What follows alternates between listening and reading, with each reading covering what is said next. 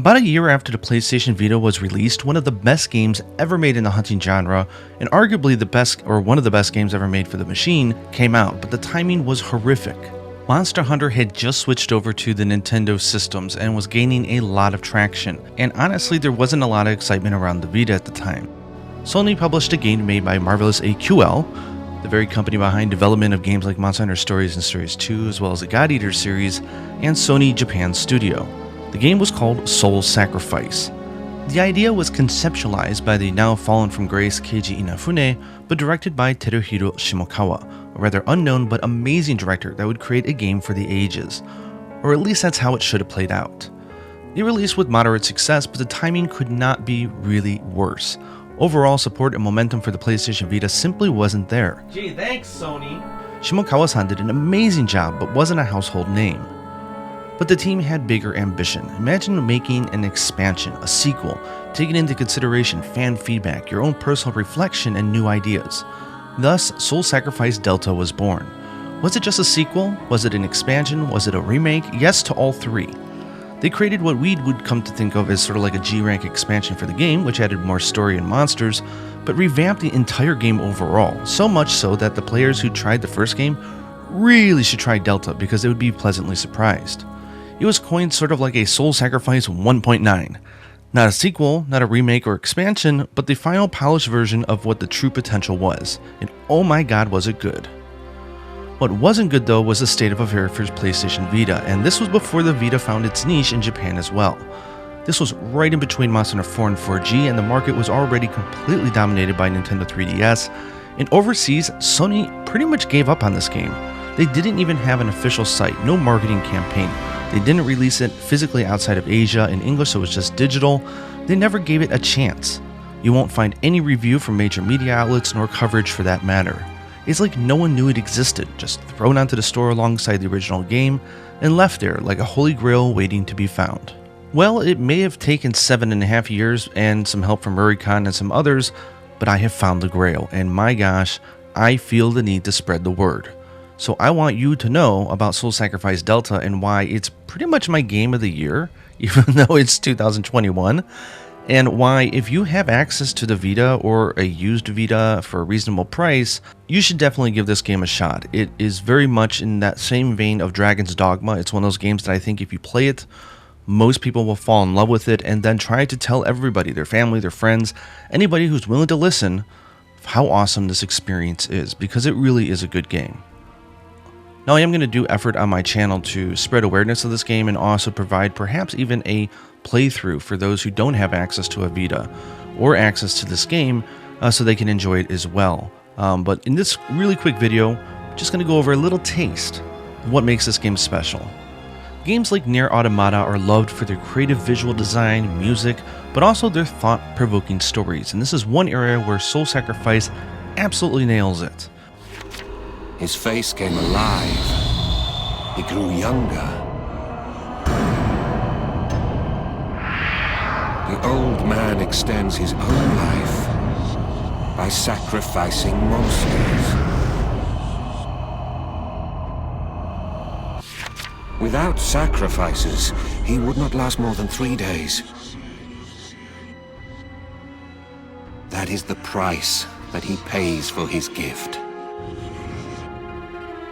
He is my partner. He is Magusa. He also has a gift that allows him to catch glimpses of the future. We complement one another. The monsters that I must kill to quench my bloodlust allow Magusa to reverse his aging. At the moment, we have a certain objective. 12 days until the end of the world. What we have seen is a depiction of Magusa in the distant past. Now, he rules this world of ours. What do you think could have led to this?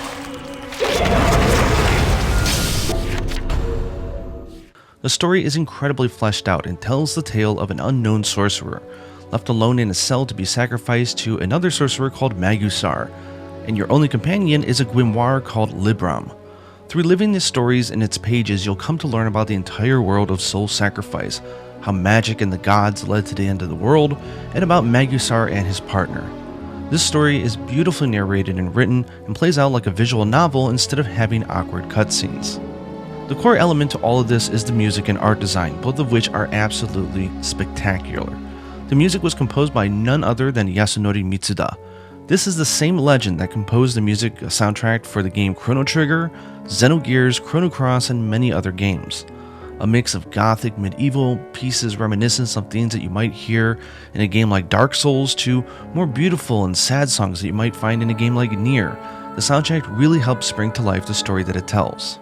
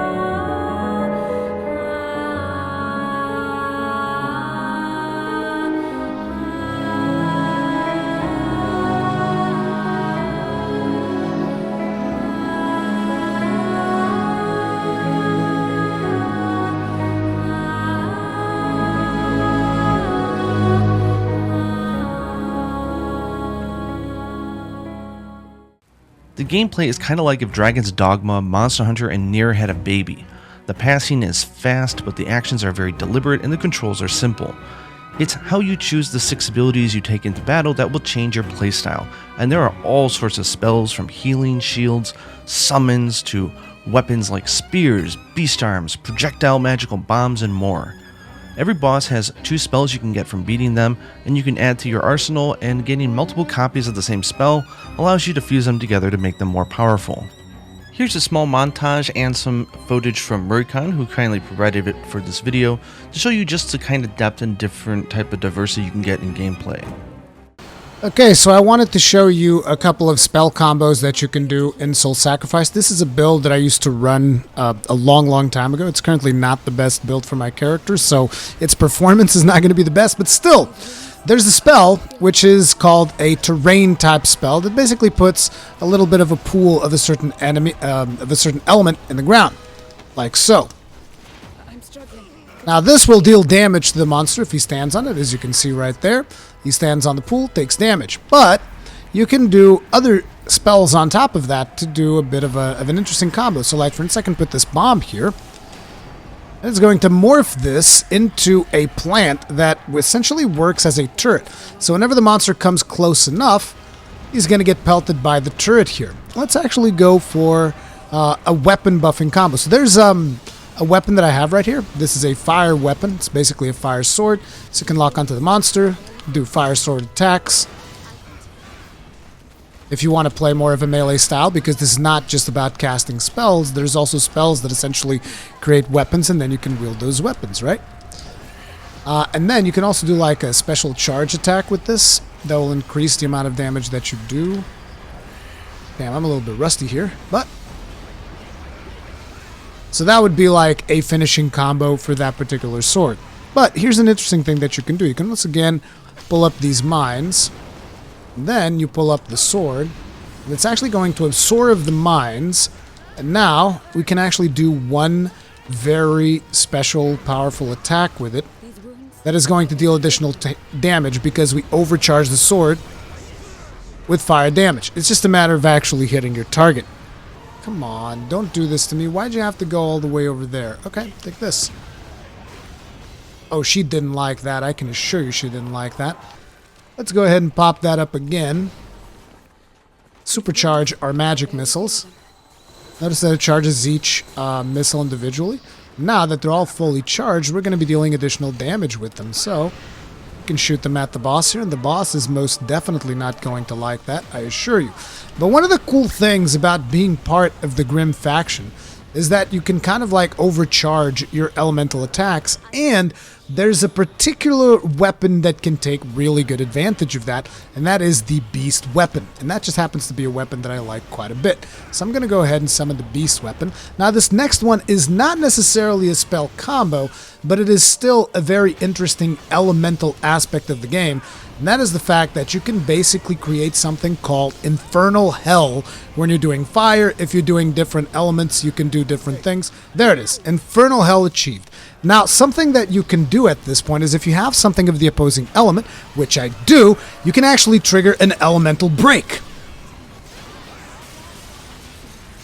which is called a chain attack, and that deals a ton of damage. But it's just another component of the elemental damage and spell combos and all of that stuff that you can do in Soul Sacrifice that shows you just how in-depth the game combat actually is, and one of the reasons why both me and Gaijin just think that this game is friggin' amazing.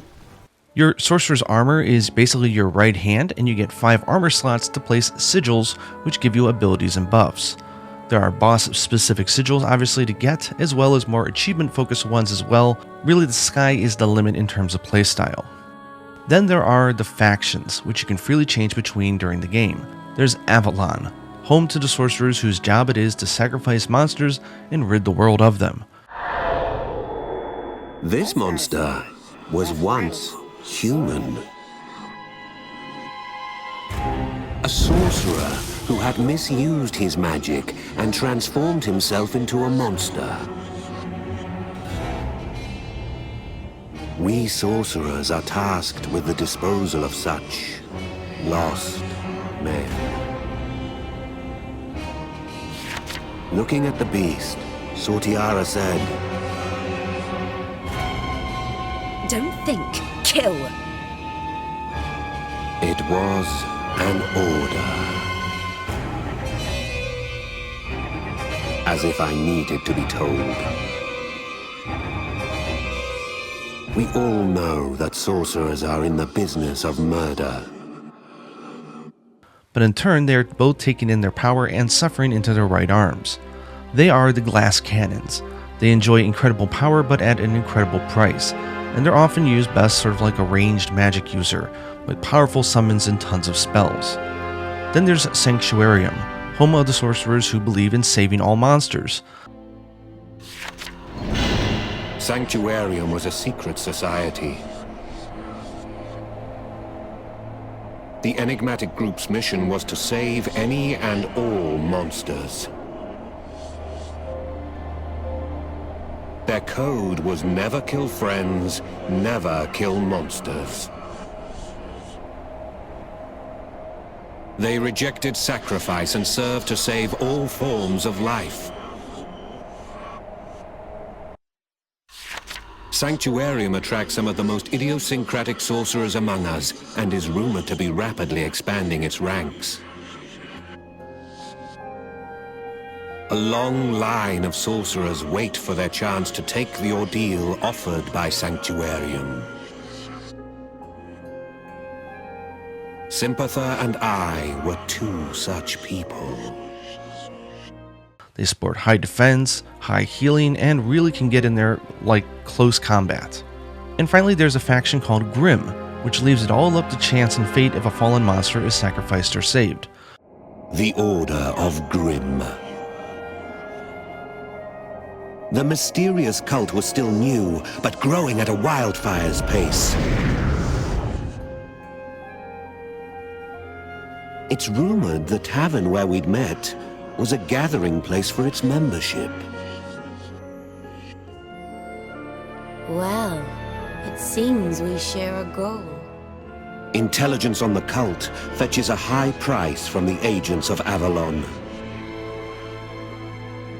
Perhaps the promise of that reward is what drives her current search. A good balance between both Avalon and Sanctuarium, Grimm offers the most flexibility and highest health. Each faction has their own deep lore and stories and characters to enjoy. There are over 70 archfiends, as they call them, in this game, and what makes this game unique is that each of them are given a full backstory of lore that you can read to find out who they were, why they became the monster that they became. and in many cases, it's hard not to feel bad for them, so the choices to sacrifice or save becomes equally heavy. Luckily, the game lets you do both, as you aren't locked into any decision you make in the game. After all, you're just reliving the adventures of an unnamed sorcerer in a book, and things can be kind of rewritten. Take example the story of the Minotaur, a poor girl who was impregnated by the Duke, but once the Duchess found out, was locked away and her daughter sent into basically a prison. It's a very sad story that Rurikhan will give you a little taste of. It was time for revenge. The girl took the iron mask she had been forced to wear for so long and placed it over her face once more. It would serve to remind her of the reason she sought revenge. Mask in place, the girl commenced her investigations. It transpired that the Duchess, not satisfied with taking her daughter away from her, had also subjected the girl's mother to terrible abuse. All the while, her father, the Duke, feigned ignorance. The years of suffering had cost her mother her sanity. The girl stayed with her mother at the convent, attending her every need. She felt sure she would eventually get a response. This was not to be, however. Her mother didn't even know she was there. After a while, the girl gave up. Whatever she is no longer human. Just then, the same voice heard in the castle came once more, from a strange chalice that emitted a curious white light. "Do you want to make them pay for what they did to your mother?" The girl nodded. "Then you shall have to give me something. The most valuable thing you have," the voice said. The girl did not have any possessions. Indeed, there was only one thing she valued in the whole world: her mother. She wasted no time in accepting the chalice's proposal. She would need its power if she wanted her revenge. Her face swelled and distorted, fusing with the iron mask that covered it. Within seconds, the once beautiful girl was grotesque. Her mother, sacrificed to gain her new power, became a giant axe with a warped blade. She didn't even notice as her humanity seeped away forever. She just smiled, intoning her daughter's name over and over and over. These short stories are beautifully written, and they really explain the characters, the reasons why they fight the way they do, and give a gravity to them, and it's something I've never experienced in a hunting genre game like this before. Finally, the game is simply loaded with stuff to do. We're talking to the level of Monster Hunter Generations Ultimate. There are 40 full story quests with fully narrated stories focusing on the characters and world, over 300 normal quests you can simply take on to earn special abilities and rewards, and an additional 40 or so side quests which cover the tales of the three factions of Avalon, Sanctuarium, and Grimm. There's also an endless maze, sort of like an endgame loop thing, and other things you can do as well. There's so much to go into, but I hope this just gives you a simple taste as to what this game is and what it has to offer. You think that's all I had? I was saving the two best things for last. If you're not already convinced that this is a cool game, well, wait until you see these two features. The first one is called Black Rights. These you'll earn as you level up in the game, but it is the ability you can equip one of them, and it's kind of like your trump card. So if you take a lot of damage or if you're near death, you can activate it any time, and you'll sacrifice a body part to do a special attack. But of course, there is a price to pay. So here we are against Cinderella. Yep, that's what she looks like in this game. The Grimm faction brings in all sorts of interesting monsters and very grotesque and interesting backstories. By tapping down on the D-pad, you can go into a mode called Mind's Eye, which allows you to see the general condition of the monster and also any breakable parts. It's a feature I would love to see in a Monster Hunter game. So let's go ahead and let Cinderella kill us. So here I am dead. And all I have to do now if I want to get revived is press the square button and my NPC will revive me. The cost of doing that is only half their life. They can heal afterwards and I'm back in the action. So now I'm going to do a black rite in which I will rip out one of my eyeballs to create a special spell which will allow me to do an infinite amount of damage. It's just a never-ending, I think it's a stone attack, where you'll hit the monster and you can petrify them as well. Ooh, that's gotta hurt. So you see these little eyeballs now around me, this really nice black magic. And I can just go ahead and hold down triangle and I can do tons of magical damage against this monster.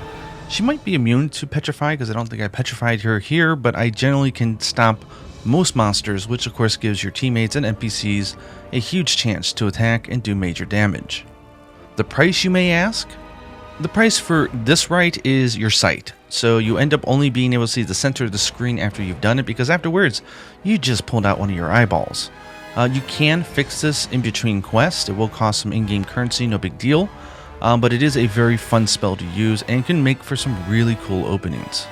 So now let me show you the second coolest feature which I was holding out on you guys, which is being sacrificed by a teammate. So instead of pressing the square button or just having a friend that doesn't listen to you, press the circle button and one of your teammates will sacrifice you. You'd think, okay, great, and you do a special attack as you die.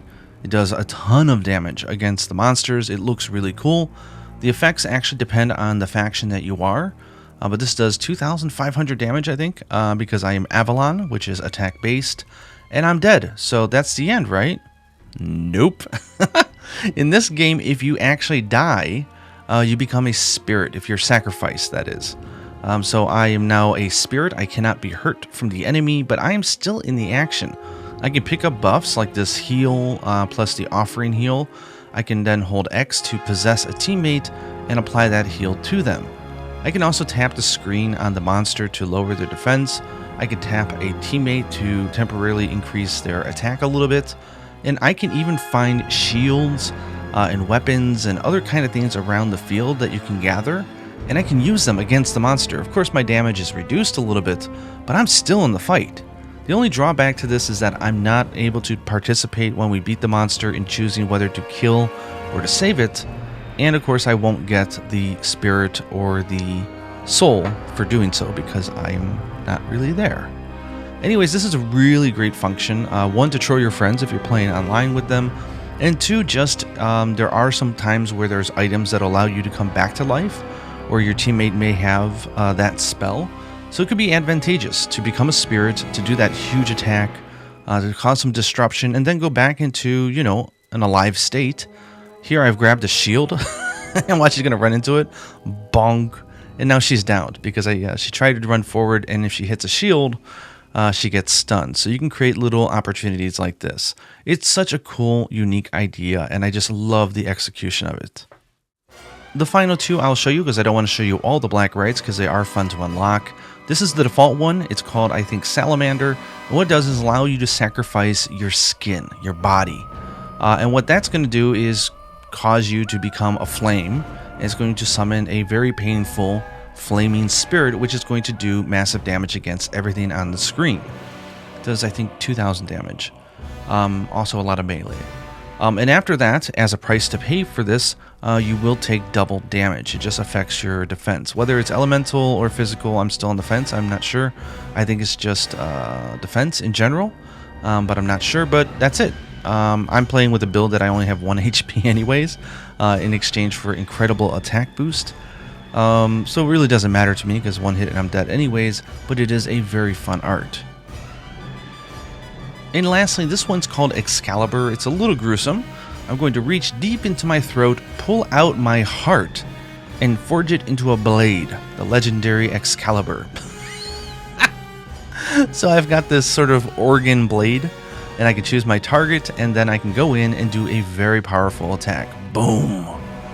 The price to pay for this sacrifice is that after you do this, every second you'll lose 1% of your health. So you'll have to constantly be reviving yourself. Small price to pay to rip your heart out and use it as a sword, I would say. Honestly, this game is so cool, and its themes are not just edgy, kind of middle school kind of stuff. Honestly, I think the story for this game is so wonderful that it could actually save and help people. I think it covers themes such as self-identity. It covers themes such as an uncruel or unjust world, or coming to terms with that, or dealing with loss, understanding the importance of connection, memories, reality. It's a pretty cool story, and I honestly, it might be my favorite story of any video game I've ever played. I'm willing to go that far, and I know it's not the rose-tinted colored glasses because I've been playing this thing for like 6-7 weeks, 170 hours. I think they would be off by now, but you never know. Anyways, that's all I'm going to show you in this video. Hopefully this whets your appetite for more Soul Sacrifice content, and I hope you have the ability to get the game. Episode 44 of the Third Fleet podcast is going to be a very special one, specifically about this game, but I really want you to see it, and there's going to be a special guest who I want you to watch it. And it's going to be fun, so definitely keep a lookout of that. That lives on Rurikhan's YouTube channel, also on Spotify, Apple Podcasts, and other things like that. And I do hope you listen to it, and I think you'll really like who the guest is. It's quite possibly the most unknown, underappreciated, and amazing game that I've ever had the pleasure of playing. Its story and characters have taken over my headspace, and the action is fun and the grind is enjoyable enough to keep me playing like a fanatic. I'm now in the process of securing an English version of the game, so that I might even do a playthrough series where I can just go through the game. But this is one of those games where I really would want people to experience it if they have the opportunity. So if you have the opportunity to have a Vita or get a used Vita at a reasonable price, I would really consider getting this game. But if not, hopefully we can provide you with some content that you'll enjoy. Anyways, that's my elevator pitch, and look forward to more.